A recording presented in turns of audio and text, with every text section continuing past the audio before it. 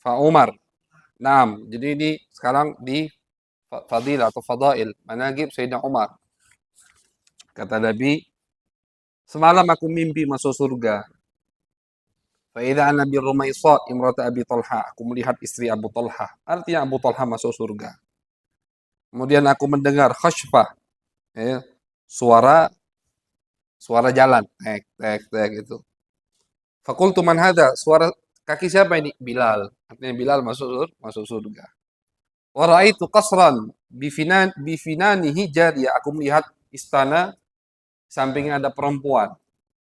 Maka aku tanya kata Nabi kepada perempuan ini, "Di manil qasr?" Punya siapa istana ini? Qalat di Umar. Punya Umar. Punya Umar. Jadi masih hidup, masih berapa tahun lagi orang yang meninggal udah ada istana di surga, dan ini Nabi yang ngomong.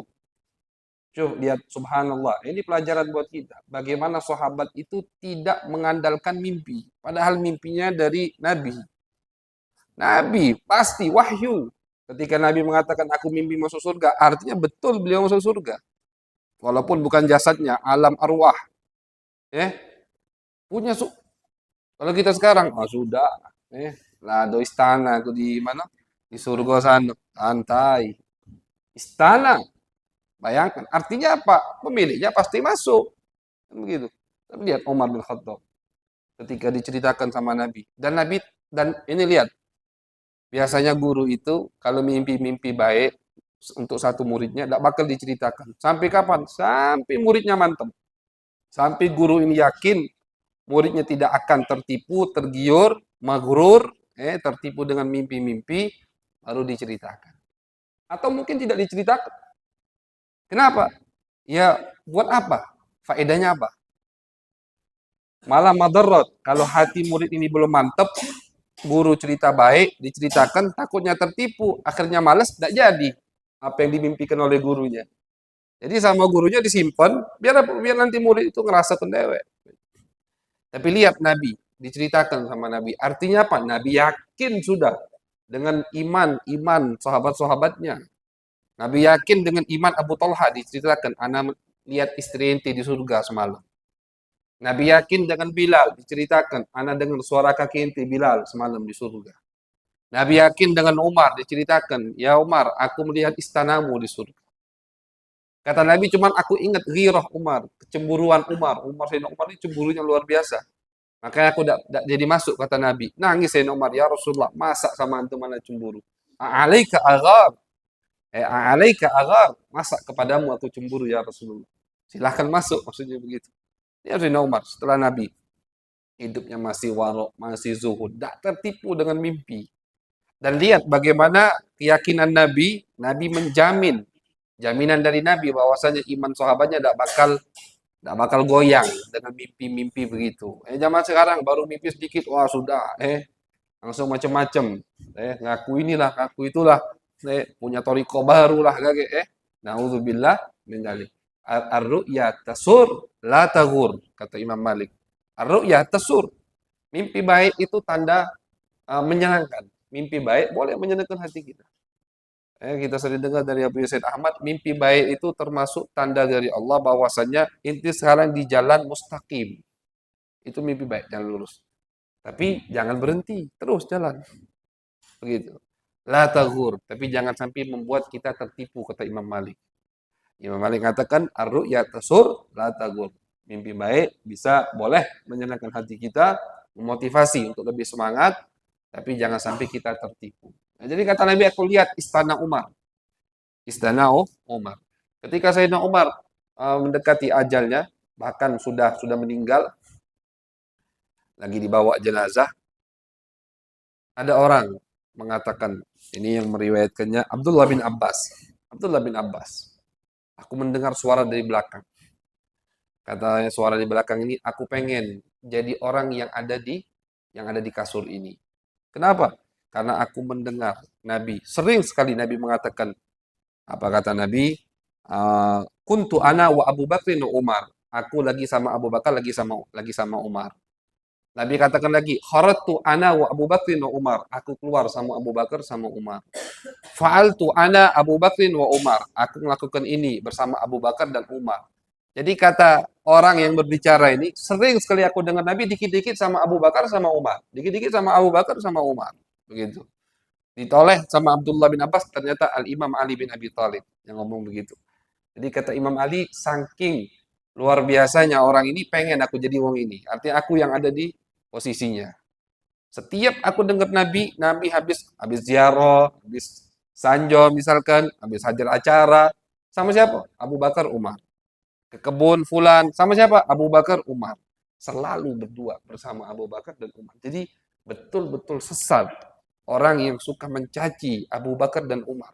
Jelas itu, udah jelas. Apapun alasannya, mau cinta Ahlul Bait, cinta Ali bin Abi Thalib, bohong, dusta itu. Betul-betul sesat. Karena kalau sudah inti berani mencaci orang yang selalu bersama Nabi, apalagi yang di bawah-bawahnya, kan begitu. Maka itu fikrah, pemikiran itu, pemahaman itu dari luar Islam.